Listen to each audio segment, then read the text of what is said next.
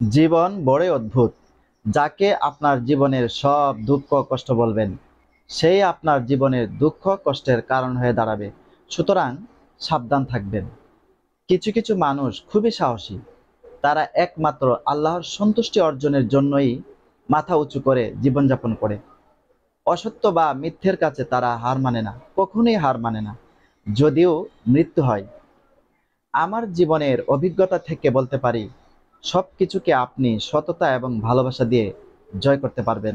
যদিও কিছু সময়ের জন্য দুঃখ কষ্ট জীবনকে দুর্বিষহ করে তোলে, মনে রাখবেন জীবনে যারা সৎ পথে চলে তারা খাঁটি তৃপ্তি বা আনন্দ পায়, এবং যারা মন্দ পথে চলে তাদেরকে সবসময় অনুশোচনা দুঃখ কষ্ট তারা করে বেড়ায়।